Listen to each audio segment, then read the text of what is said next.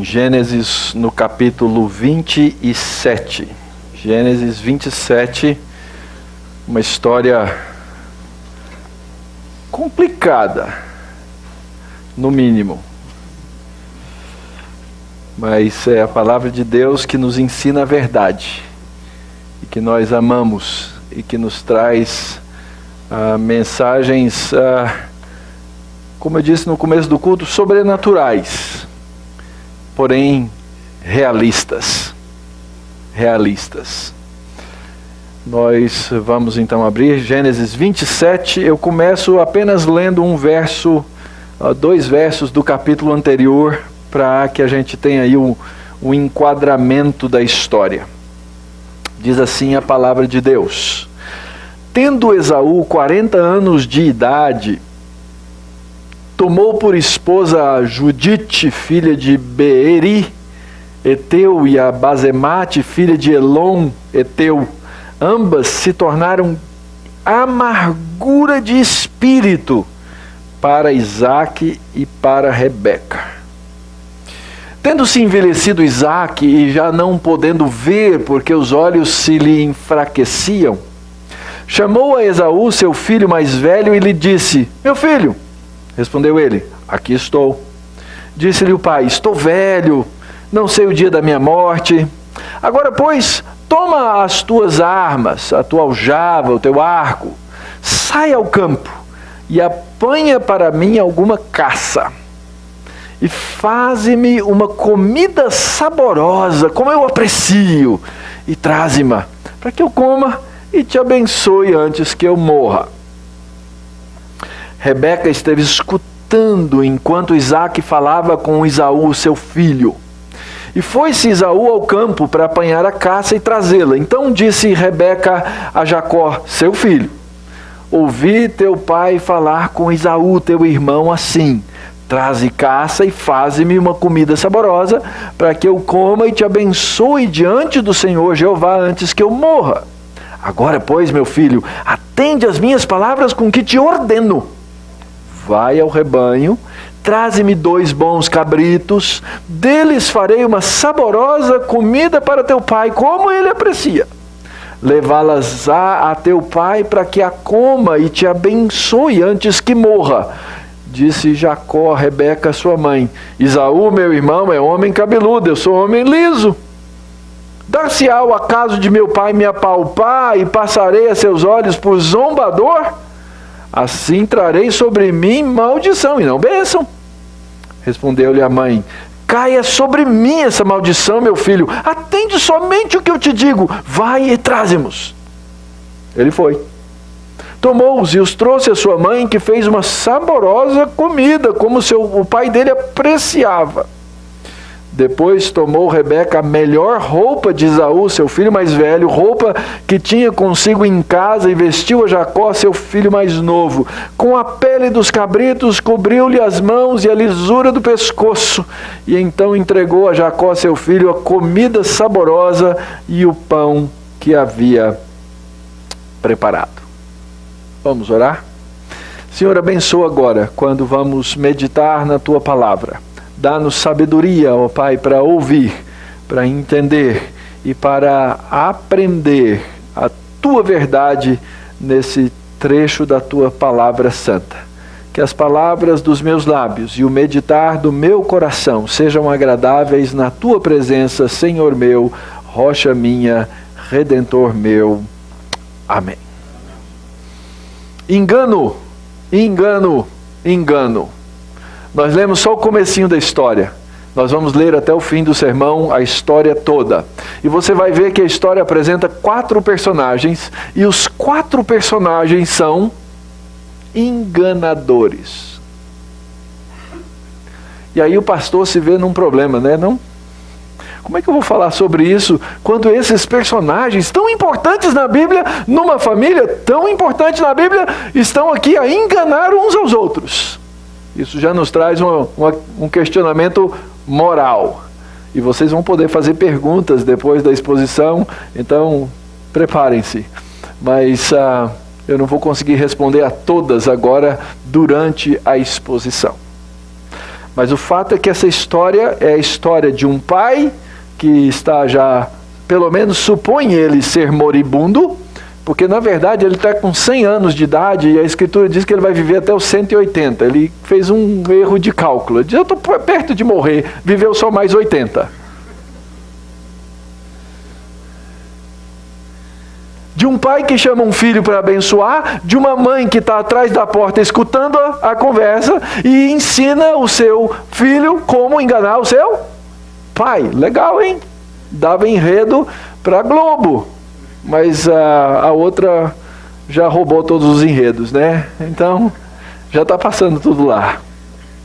Essa história, obviamente, ela se dá no meio da grande história. Não podemos nunca esquecer. A Bíblia nos fala da criação de Deus, nos fala do homem que se rebelou contra Deus e pecou contra o Senhor, nos fala da maneira como Deus salva esse homem, até que nós venhamos a chegar a essa consumação, esse grande dia em que Cristo vai voltar e nós então viveremos perante novo céu e nova terra de Deus. Mas enquanto esse dia da consumação não chega, nós estamos vivendo debaixo da queda, no meio dessa história da redenção, da qual nós e muitos outros ao longo da história fazem parte. E então no livro de Gênesis nós temos 11 histórias que estão divididas com esse refrão, essa é a história de, essa é a história da geração de, e assim por diante. E nós estamos exatamente na história dos descendentes de Isaac. E agora, na história dos descendentes de Isaac, nós temos um conflito familiar imenso. É um momento cheio de fraudes, cheio de tensão, com uma história, como eu disse, que nos deixa meio perturbados, por assim dizer. Aliás, nós vimos já nos domingos passados. Primeiro vimos a história do próprio Abraão, depois nós começamos a ler a história de Rebeca. Lembram-se? Ela é importante para nós lembrarmos o que está acontecendo aqui. Lá em Gênesis 25, 2 capítulos atrás, nós lemos que a Rebeca queria muito um filho, ela era estéril, Deus concebe, e quando ela tem os gêmeos no ventre, ela pergunta para Deus, Senhor, se fosse para ser assim, eu não queria, porque era uma revolução na barriga dela. Ela reclama com Deus. E aí Deus dá uma profecia a respeito daquilo que estava acontecendo no ventre de Rebeca. Primeiro ele diz, olha, são gêmeos, não tem ultrassom ainda, você não pode ir lá no Pérola Byton fazer ultrassom, mas são gêmeos. É por revelação divina. Não sei se algum dia ela não sentiu 4 pés empurrando assim, ela falou, é gêmeo, mas eram gêmeos. E Deus diz, olha, 2 nações há no teu ventre, 2 povos nascidos de ti, e eles se dividirão. Um povo será mais forte que o outro, o mais velho servirá ao mais moço. Isso vai nos lembrar a história das sementes. Lembra? A gente vem repetindo no livro de Gênesis, a semente da mulher e a semente da serpente. E aí, então, do ventre de Rebeca vão sair 2 nações, uma vai representar a semente da mulher, a linhagem que vai trazer Jesus Cristo à vida, e uma outra linhagem, que é a linhagem de Esaú, que claramente vai representar a linhagem de Satanás. Logo depois os meninos nascem, ainda em Gênesis 25. Saiu o primeiro, ruivo, revestido de pelo, chamaram de Esaú. Depois nasceu o segundo irmão, e ele fazia o quê? Segurava com a mão o calcanhar de Esaú. Eu não vou ficar para trás. E chamaram ele de Jacó. E o nome Jacó, ele vai dar a entender que é um enganador. É alguém que usurpa as coisas que são do outro. E aí quando a gente continua na história, um pouquinho mais para frente, os meninos cresceram, o Esaú, ruivo, peludo, já agora era um caçador, chega da caça morrendo de fome, pensa no dramalhão, tô morrendo de fome, e Jacó era um menino caseiro, estava cozinhando e tinha feito uma deliciosa lentilha. E ele chega diante do irmão e fala assim, me dá um prato dessa comida. Jacó, sabidão, faz o quê? Claro que eu dou. Não sem antes você me vender, não me prometer o seu direito de primogenitura. Lembram-se? O primogênito herdava a porção dobrada, ele era aquele que se tornava responsável por todas as coisas do pai, ele se tornava o chefe da família. Jacó, espertalhão, vira assim e fala, olha, me passa aí esse direito, você nem se importa comigo? E a história narra mesmo, ele fala assim, de que adianta eu ter o direito de primogenitura se eu vou morrer de fome? E ele diz, claro, irmão, me dá aí o prato de lentilha, primogenitura é sua, não estou nem aí. E ele começa a mostrar que ele é um indivíduo que não é afeito às coisas espirituais, que não é afeito às coisas sérias, que não é afeito às coisas de Deus. A lei da primogenitura, além de ser um contexto cultural, onde o primogênito herdava todas as coisas, tem um valor espiritual. Esaú estava dizendo assim, esse negócio espiritual não me importa, não estou nem aí para isso. Pode ficar com essa primogenitura. E ele diz, então, estou a ponto de morrer, de que me aproveitará o direito de primogenitura? Jacó diz, jura primeiro. Ele jurou, vendeu o direito de primogenitura a Jacó. Jacó é esperto. E não deixa de ser carnal. Mas Esaú é carnal, sequer é esperto. E esse Esaú, ele vai se mostrando como um indivíduo que não gosta das coisas de Deus, e cada vez mais ele mostra que ele representa aquela segunda linhagem, a da serpente. O finzinho do nosso capítulo, que nós já lemos, do capítulo anterior, diz assim, Esaú já tinha 40 anos e tomou 2 esposas fora do arraial, 2 mulheres idólatras, 2 mulheres incrédulas. E o texto diz assim, e ambas se tornaram amargura de espírito para Isaac e para Rebeca. Lembram? Quando Isaac estava para casar, o que Esaú fez? O que Abraão fez? Mandou o servo lá numa terra distante, na casa da parentela, porque ele falou assim, meu filho não pode se casar fora da aliança. Teve um cuidado tremendo, terminou com aquela história romântica, lembram? E no pôr do sol, assim, a Rebeca vinha andando em cima do camelo, e Isaac estava no campo, lá de longe ele vê a moça vê, termina numa cena romântica. O texto. E agora nós vemos aqui um casal amargurado por causa de um filho que tanto esperaram. Só que se você observar o fim do texto, no capítulo do verso 46, que nós não lemos, ele diz assim, disse Rebeca a Isaac, aborrecida estou da minha vida por causa das filhas de Het.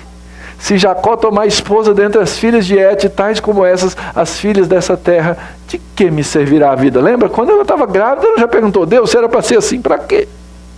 Agora ela tem um filho que age contra todas as coisas e os valores espirituais que ela tem. Ela está amargurada da vida. No meio dessas duas coisas, você vai encontrar o relato que nós aqui lemos hoje. Como a história dessa família, de um começo bonito e romântico, se torna numa história de desagregação familiar. Se torna numa história feia. Se torna uma história bizarra. Se torna uma coisa triste. Pastor, como é que o senhor vai desenvolver para a gente entender bem essa história? Eu vou traçar um pouquinho do perfil de cada um dos 4 elementos que são descritos ao longo do texto, cada um dos quatro indivíduos que fazem parte dessa família. O pai, o seu apetite, a sua teologia e a sua cegueira. Como Isaac trai a verdade de Deus. Vamos pensar aqui comigo. Lembra? Ele estava velho, os olhos estavam fechando. Esaú é o seu filho mais velho. Ele chama o filho, diz: filho, vai lá, traz uma caça daquela que eu gosto, para que eu te abençoe antes que eu morra. Ora, queridos, primeira coisa, ele estava velho, os olhos se enfraqueciam. E é assim mesmo. Os olhos se enfraquecem. Ele devia ter 100 anos, eu imagino. Eu estou com 50 e tenho uma dificuldade para ler letra miúda que só eu sei. Então, é óbvio que a cegueira física já o acometia. E agora, então, o texto e o autor, o narrador, ele é muito sábio. Ele começa a mostrar as preferências. Então, foi Esaú, seu filho. Não é assim que a gente faz? Quando o menino faz uma coisa feia, o pai chega e fala para a mãe que, olha, o seu filho fez isso, a sua filha fez isso. Quem causou problema lá em casa sempre foram os filhos da Denise. Não é? Olha o que seu filho fez. Olha o que ele está fazendo. Olha o que ele aprontou. A gente joga a paternidade ou a maternidade de um para o outro de acordo ou com as nossas preferências. E é óbvio aqui que Esaú era o filho da preferência de Isaac. Primeira coisa, fica claro, o texto diz assim: Esaú, seu filho. Ora, a bênção do pai, ela deveria ser dada numa reunião de família. Ele chamaria os filhos se reuniriam em torno dele e ele proclamaria as bênçãos. Mas o que ele faz? Ele chama só um filho. Ele só chama um. Ele é movido por sua sensualidade. O seu gosto pelo seu filho o texto faz uma referência ao fato de que ele gostava da caça do filho. Esse é meu filho, cara bom. Ele faz as coisas que eu gosto. E ele chama o filho e diz: filho, vem cá, vai lá caçar para mim e traz uma coisa, faz uma comida que eu aprecio. A palavra na língua hebraica é a palavra mais forte, a palavra amar. Faz uma comida que eu amo. Eu amo muito tudo isso, não é? Não devia ser tão bom quanto um McDonald's, fala sério.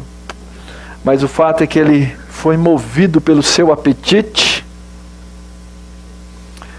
Mas o problema maior desse homem não era a sua cegueira física. Aliás, quando a Bíblia fala de cegueira, normalmente ela quer apontar para os dois lugares, para a cegueira física e para a cegueira espiritual. Porque ele diz assim: vai, traz, eu quero comer, antes de morrer eu vou te abençoar. E o que Isaac estava fazendo aqui agora era uma traição da verdade de Deus. Porque Deus já havia dito que a bênção não seria de Esaú. Por isso que eu li os versículos lá do capítulo 25. Deus já tinha dito: olha, 2 nações há no teu ventre. Eles vão se dividir, um será mais forte que o outro, o mais velho servirá o mais moço. Isaac quer inverter a palavra de Deus. Isaac quer inverter a ordem que Deus já havia dito por meio de profecia. Ele diz: eu vou abençoar, eu vou enganar Deus. Eu vou abençoar o meu filho mais velho mesmo. Deus não tem o direito de mudar o nosso costume. E ele então trai a verdade de Deus quando ele quer inverter as coisas de Deus. E nós somos assim. Nós somos assim. Nós nos tornamos cegos. Quantas vezes já aconselhei pessoas que você vai conversar com elas e elas têm todas as respostas prontas contra a palavra de Deus. Estou conversando com um homem que a mulher o deixou. Largou dele, foi embora. Ele me liga: pastor, veja só, minha esposa me abandonou, até minha esposa me abandonou, todos me perseguem, mas eu estou com a consciência tranquila. Eu estou com a consciência tranquila diante de Deus, porque estão me perseguindo. Eu prego a verdade. Ele está com tudo pronto na cabeça dele. E eu disse assim: irmão, nós precisamos trabalhar com os dois. Eu preciso falar com o senhor, eu preciso falar com a sua esposa. Nós precisamos consertar isso diante de Deus. Ele disse: pastor, não está mais nas minhas mãos. Ela saiu de casa. E é como se ele estivesse dizendo assim: que alívio! Que alívio! A nossa cegueira espiritual muitas vezes é semelhante a essa cegueira de Isaac, que quer contrariar, que quer torcer, que quer inverter a verdade de Deus para acomodar ao seu coração. É por isso, queridos, que como comunidade do povo de Deus, nós precisamos trabalhar uns com os outros. Sabe aquele texto lá de Jeremias que diz assim: enganoso é o coração?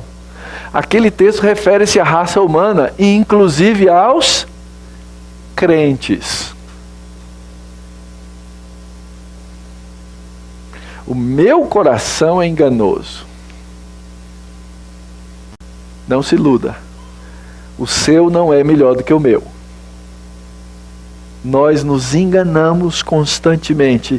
Essa foi a traição de Isaac, o pai, nessa história.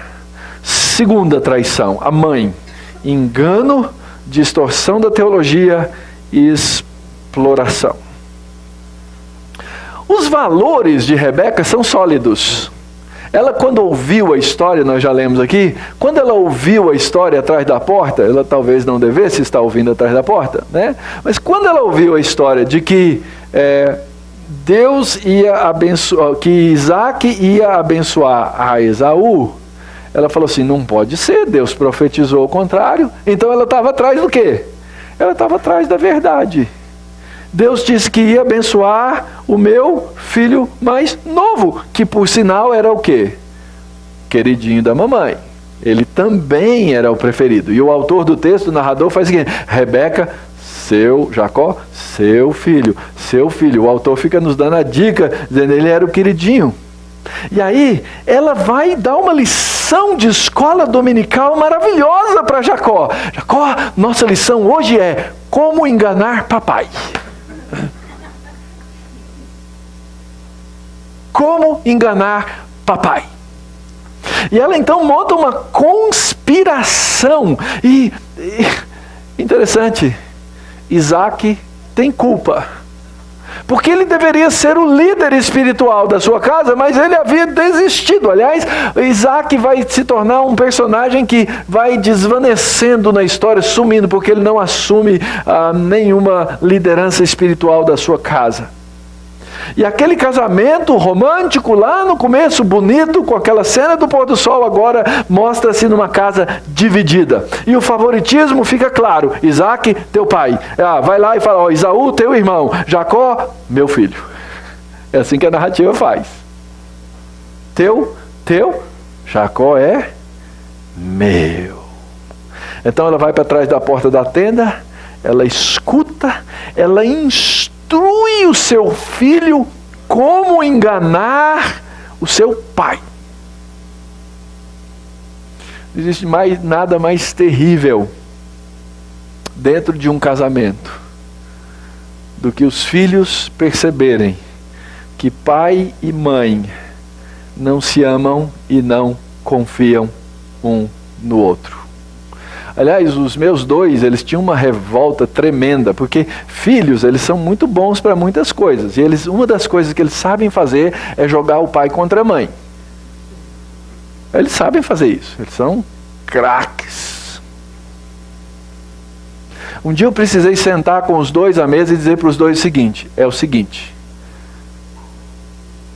vocês estando certo e sua mãe estando errada, eu quero que vocês saibam de uma coisa: eu me casei com ela, eu estou do lado dela. Pensa numa revolta daqueles dois. Como assim? Como assim? Eu escolhi casar com ela. Deus nos deu vocês como filhos, mas o meu compromisso é com ela. Se vocês forem contra ela, saibam que vocês vão estar atraindo a minha ira.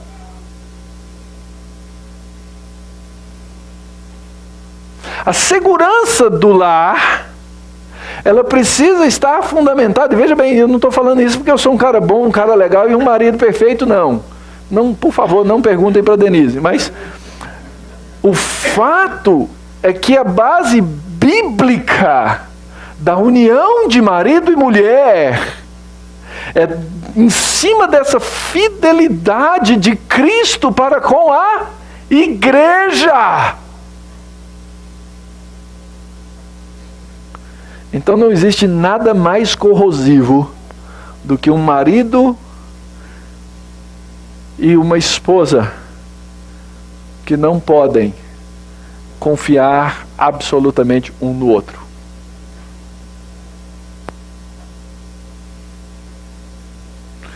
Jacó, no meio da história, para a mãe. Para, mãe. Eu sou liso, meu irmão é cabeludo. Vou chegar lá, eu sei que o pai está cego, mas vai que ele passa a mão em mim.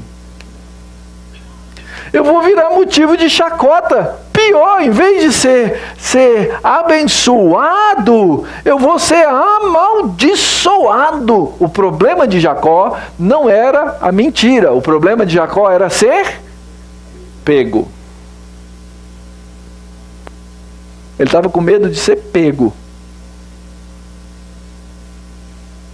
E a mãe responde na hora assim: caia sobre mim essa maldição. Aliás, eu coloquei aqui para vocês, Deuteronômio 27:18. Maldito aquele que fizer o cego errar o caminho, cobrindo-se de engano. Tinha uma maldição específica na Bíblia. Ele lembrou, provavelmente eles estudavam a Bíblia em casa. Ele lembrou: mãe, vai dar problema isso aí, meu pai está cego, eu vou enganar meu pai, eu vou ser maldito, porque Deus falou na palavra dele.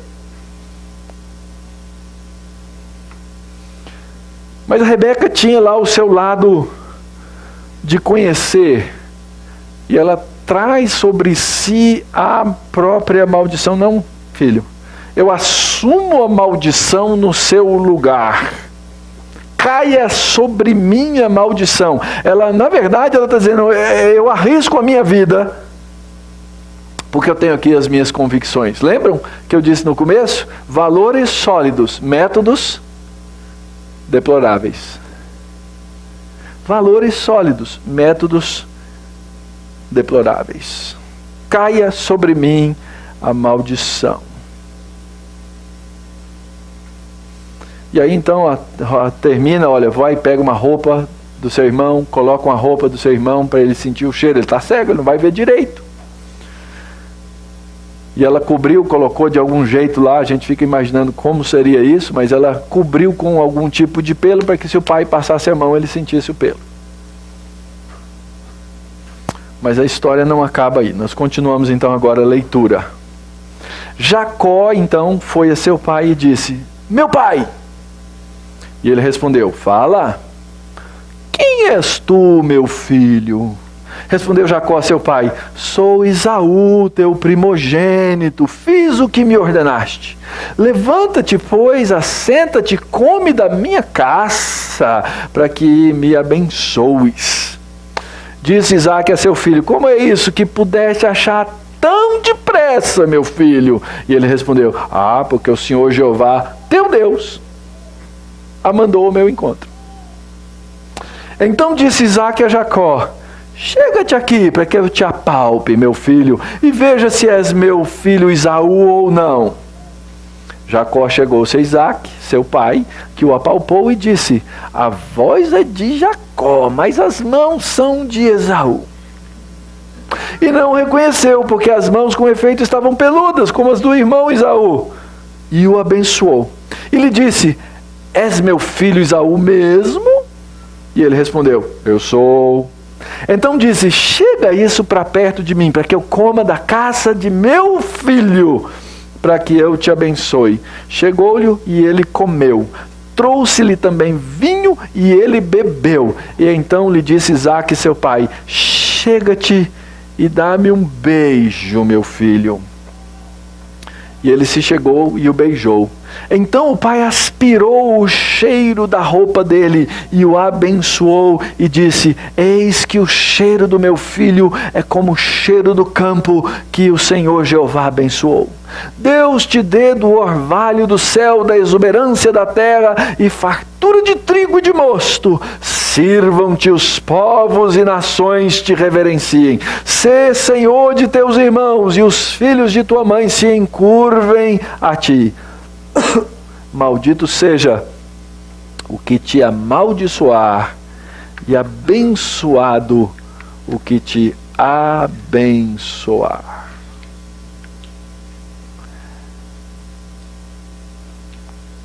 Isaque ficou desconfiado mesmo. Ele faz 5 testes. 5 testes. Primeiro ele desconfia: quem é mesmo? Você? Eu não estou reconhecendo essa voz. Chega aqui, deixa eu te encostar. Chega aqui, deixa eu te dar um beijo. Deixa eu sentir seu cheiro. Mas é você mesmo. Deixa eu entender uma coisa aqui. Como é que você conseguiu caçar tão depressa? Nós estamos aqui no meio do deserto. E Jacó blasfema. Qual foi a resposta dele? Foi Jeová. Quebrou o 3º mandamento, quebrou o 9º mandamento, saiu quebrando um atrás do outro. E é interessante, Jacó vai ser consistente. Ele diz assim: é o Senhor teu Deus. Até agora não era Deus dele. Falta um capítulo para Deus virar o Deus de Jacó. É o Senhor teu Deus. Cuidado. Nós, presbiterianos, até corremos mais esse risco. Nós batizamos os nossos filhos, os filhos da aliança. E isso pode gerar a presunção de que eles não precisam do evangelho, que eles não precisam ser evangelizados, de que eles não precisam fazer a sua profissão de fé e de que eles então já são crentes. Deus dele é o meu. Não, eu considero assim, mas os nossos filhos não são automáticos, não. Nós os batizamos por fé, nós os recebemos na comunidade da aliança, mas eles têm prazo de expiração, inclusive. Não acredite nisso. E aqui é o caso de Jacó.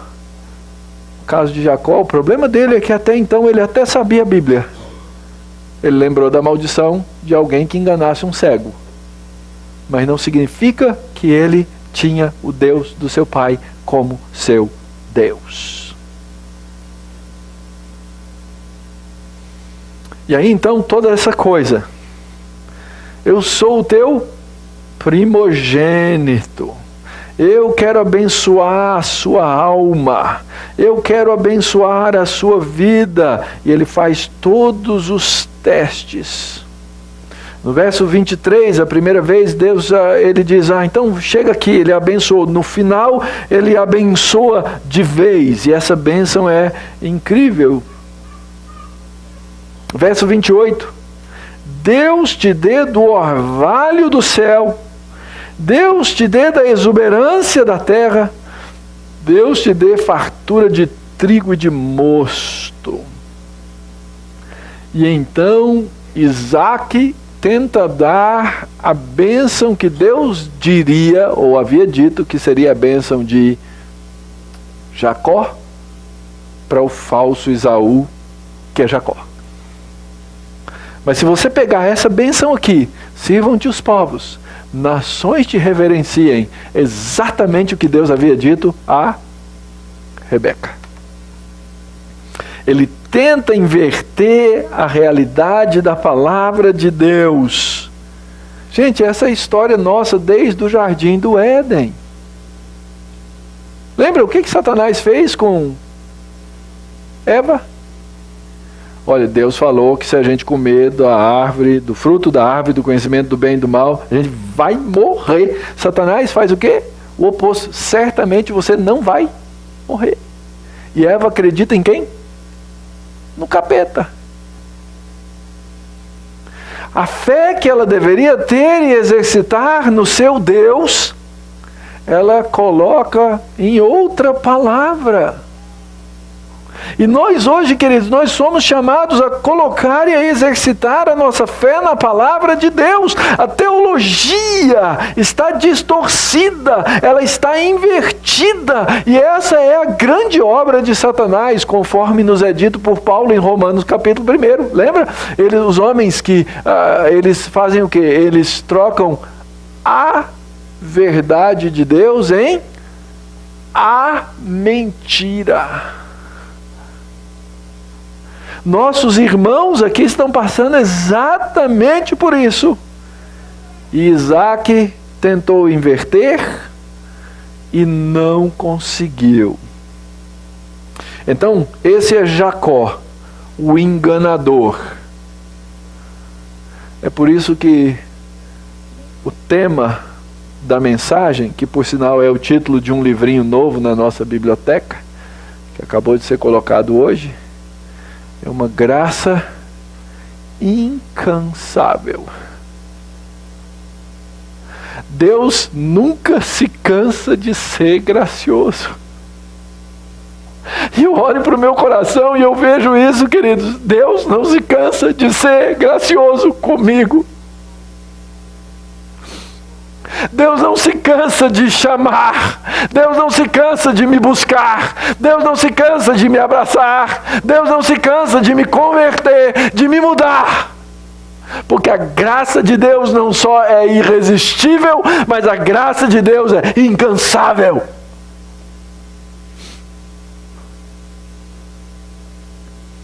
Deus pega um Jacó,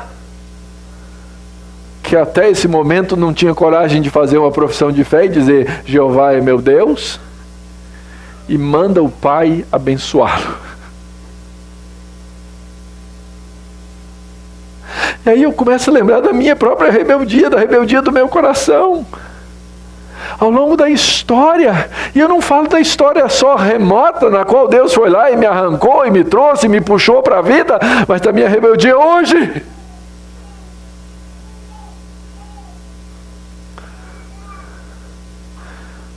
Deus conhece a minha rebeldia hoje.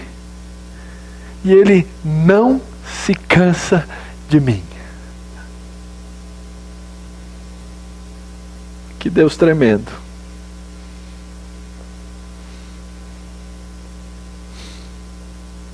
Assim foi a história do filho enganador.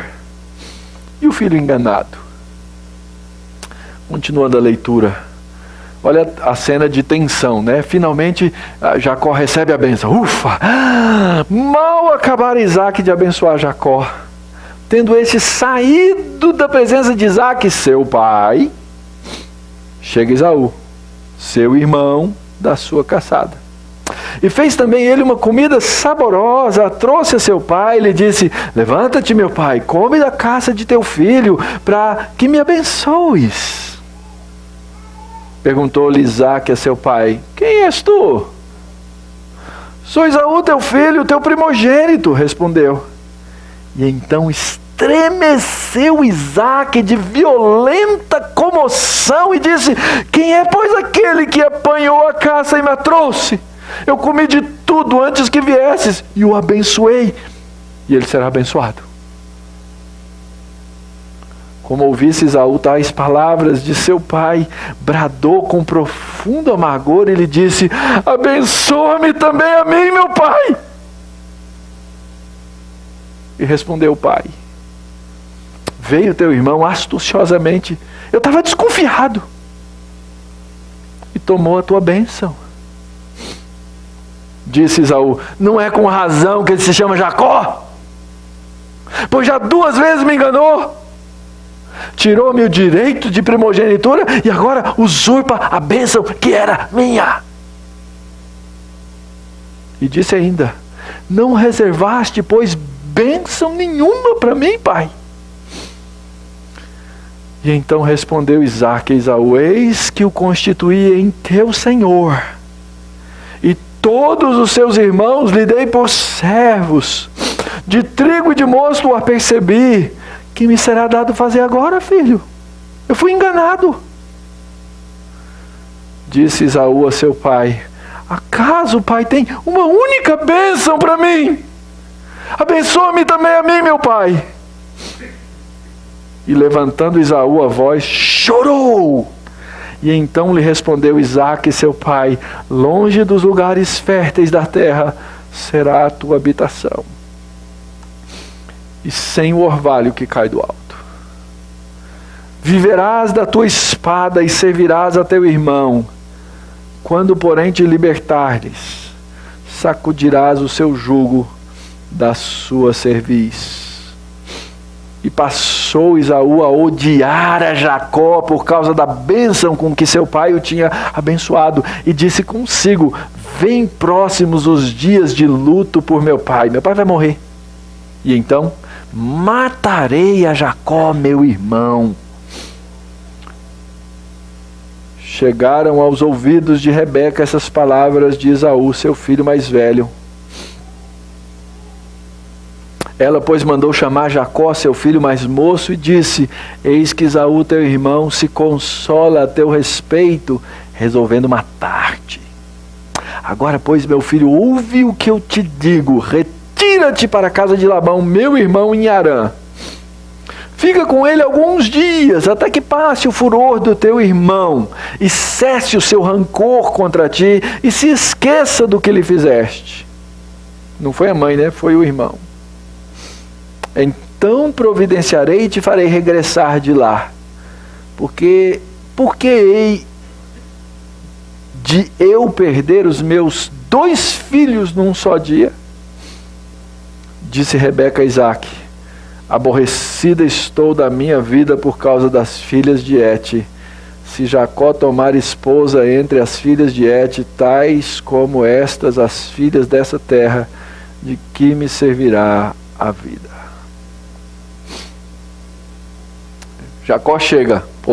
Esaú chega. Jacó tinha acabado de sair. Aquela cena que muda, né? Pai, trouxe a sua caça. Filho, você já passou por aqui? Não, pai, cheguei agora. Agora eu estou reconhecendo a voz. Caí feito um pato. Ele é enganador mesmo. Esse Jacozinho é um Jacozinho.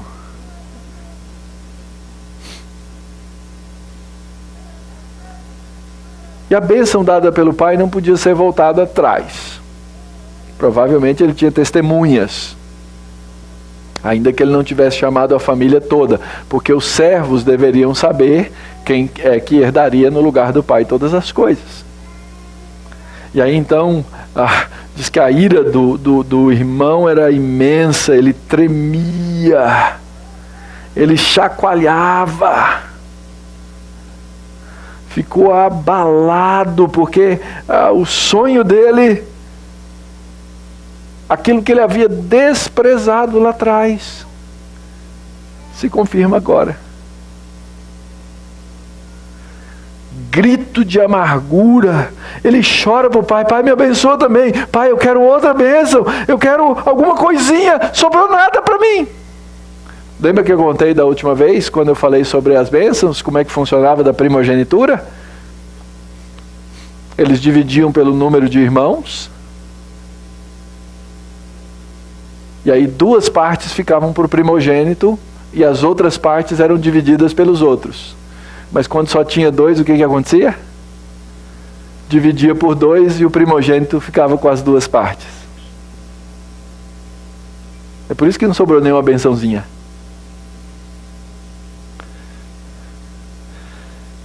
Jacó se tornaria o líder espiritual. Ele se tornaria o líder responsável pela casa.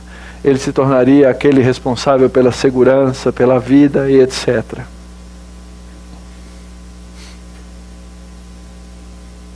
Esaú fez questão de esquecer que ele tinha vendido o direito de primogenitura. Isaac até tenta dar uma bençãozinha para ele, né? Mas ele não consegue nada mais do que, na verdade, balbuciar aquilo que eu chamaria aqui de uma bênção negativa. Longe dos lugares férteis da terra será a tua habitação. E vejam bem, ele não se tornou um cara miserável, sem nada. A história vai contar isso. Mas ele perdeu o seu lugar de liderança. Ele passou a viver da espada. E você precisa lembrar uma coisa, quem está ouvindo essa história aqui é o povo de Israel, quando está chegando na terra prometida. E quando eles estavam caminhando pela terra para chegar em Canaã, eles tinham que passar por uma nação, que se chamava o quê? Edom. Edom é quem? Esaú. Quando pediram para passar, o que Esaú respondeu? Necas de Catibiriba, aqui vocês não passam. Se vocês passarem, a gente ataca vocês. Então essa história é lida para um povo que sabe quem é o seu inimigo agora. E eles entendem dessa maneira por que esse homem vive da espada e da luta. Então os dias de luto vieram ou viriam, mal sabia ele que ia durar tanto tempo, e as consequências dessa história, queridos, são consequências tristes. Tristes. Enquanto na história de Abraão, a gente lê uma história com um final feliz, na história de Jacó nós só vamos achar o último momento de esperança, mas é uma história triste, nós vamos lê-la daqui para frente nos próximos domingos. É uma história de traição. Aliás, várias dessas traições aqui, elas são reflexo de traições anteriores. Mas a graça de Deus é incansável. Deus não desiste apesar de nós. Deus não desistiu apesar de Jacó. Agora pensa um pouquinho no seu Redentor e pensa um pouquinho na sua vida. Se eu fosse o Redentor, queridos, eu já tinha desistido de todos vocês. Porque eu já teria desistido de mim mesmo.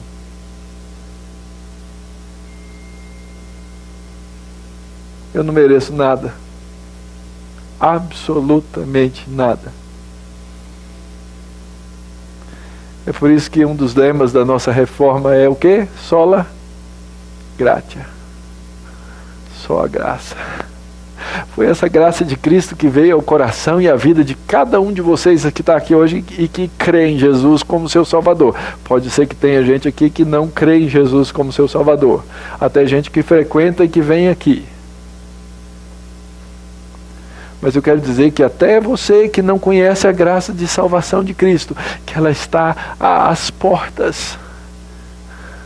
Não importa o estado do seu coração, não importa o estado da sua alma, não importa o seu auto-engano, não importa o engano que você fez com os outros. Porque a graça de Cristo é uma graça incansável.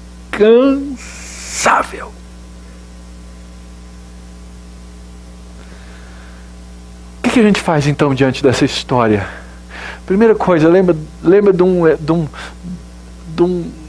desse fato. A nossa fraqueza faz ressaltar a graça de Cristo. Alguns questionavam o apóstolo Paulo e diziam assim: Paulo, então eu vou pecar mais, né? Não. Mas a Escritura é muito clara em dizer que aonde abundou o pecado, superabundou a graça. Sabe quem é a prova disso? Está aqui, ó, diante dos meus olhos.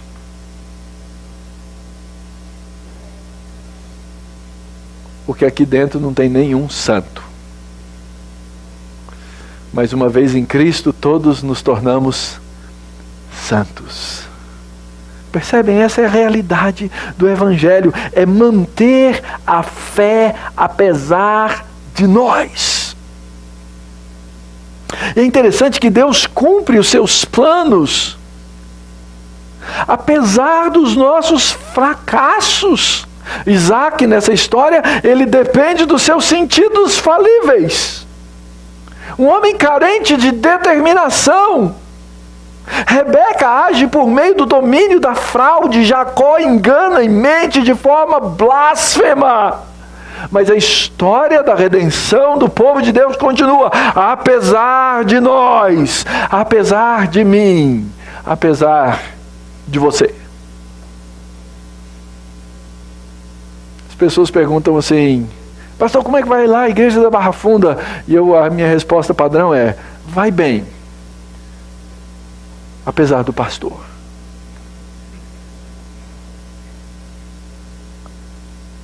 E não é uma resposta falsa nem hipócrita. É real. Deus é bom apesar de nós. Segunda coisa, queridos. Pese a sua fé e as suas motivações diante de Deus. A fé de Isaac fraca, mas Deus ainda o usou para abençoar. E Deus nos chamou para abençoar. Eu não quero ser como Isaac, tá bom? Mas eu quero que Deus me use para abençoar. Abençoe apesar de você, abençoemos apesar de nós. Isso nos traz esperança apesar de nós. Nós não somos os donos da história, nós não somos os senhores da história, nós não somos os feitores da história, a história pertence a Deus. Cabe a mim, na minha hora, no meu tempo, na minha geração, fazer como resposta à graça incansável de Deus aquilo que Ele me chamou para fazer. Mas eu sei que eu não vou ver coisas perfeitas na minha vida. Mas eu tenho esperança, apesar de mim. Esperança, apesar de nós. Esperança, apesar da igreja e seus erros. Nós precisamos manter a esperança bíblica. O que explica isso tudo, queridos?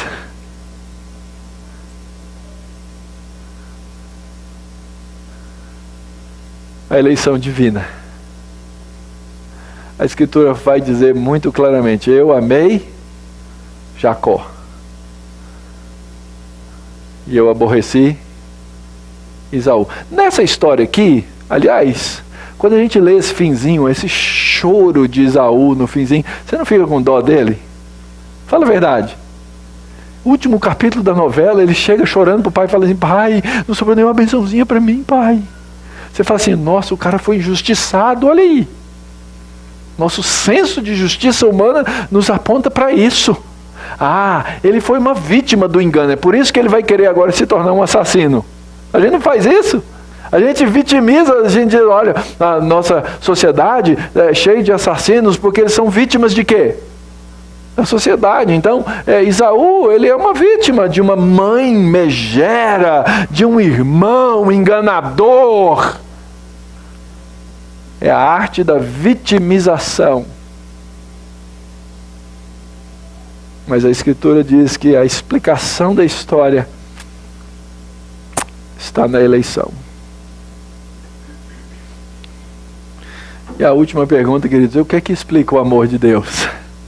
Já tentou explicar o amor de Deus? Na melhor das hipóteses, a gente consegue ilustrar o amor de Deus nessa maravilhosa eleição divina.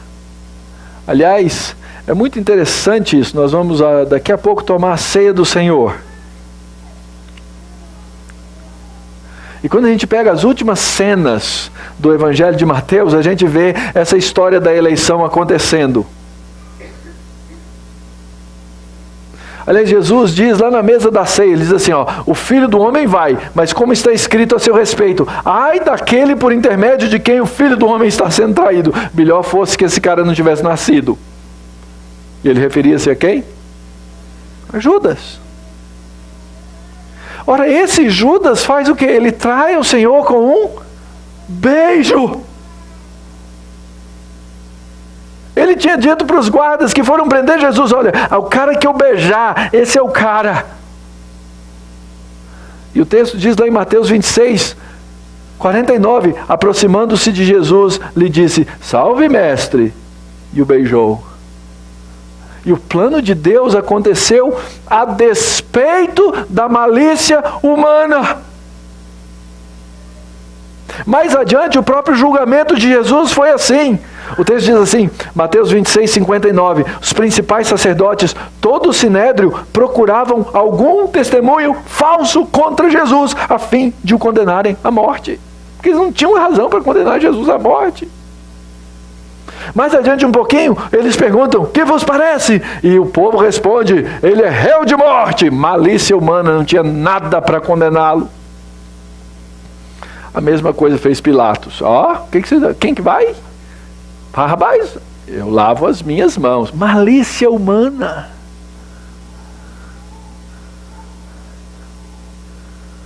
E quando Pedro prega o seu sermão, primeiro sermão em Atos capítulo 2, ele mostra como Deus usa a própria malícia humana para mostrar uma graça incansável. Ele diz assim lá em Atos 2, 22, varões israelitas, ouçam essas palavras. Jesus, o Nazareno, varão aprovado por Deus diante de vós com milagres, prodígios, sinais, os quais o próprio Deus realizou por intermédio dele entre vós, como vós mesmos sabeis, vocês viram, sendo este entregue pela malícia humana.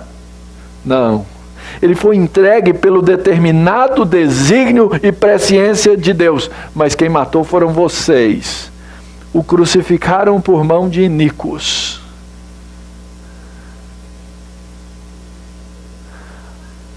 O que explica uma graça incansável é a doutrina da eleição de Deus.